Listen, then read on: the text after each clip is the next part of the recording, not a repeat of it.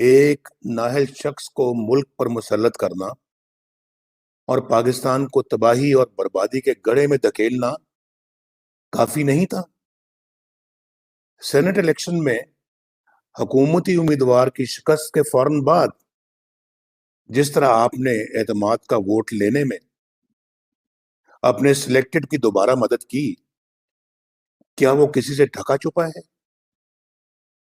دسکا کا الیکشن 2018 کے الیکشن کا ری پلے تھا، جس میں دھاندلی کے سارے ریکارڈ توڑ دیے گئے، اور پھر کہتے ہیں کہ ہمیں سیاست میں نہ گھسیٹا جائے۔ واہ!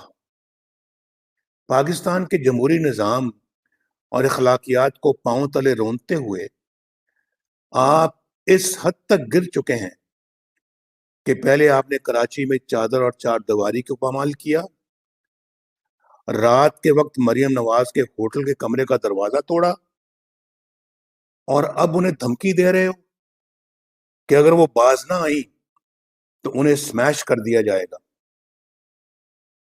مریم جس جرت اور ایمان کے ساتھ عوام کی حق حکمرانی اور ووٹ کو عزت دو کی جنگ لڑ رہی ہیں، انشاءاللہ ان کی حفاظت اللہ کرے گا۔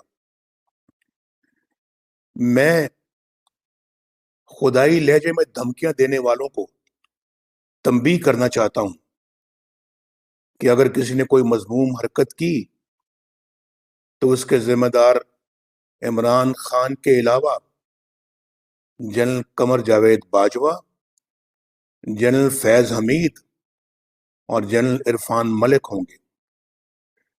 جو کچھ آپ نے کیا ہے اور کرتے چلے جا رہے ہیں، یہ سنگین جرم ہے جس کا آپ کو بہت جلد حساب دینا پڑے گا، انشاءاللہ۔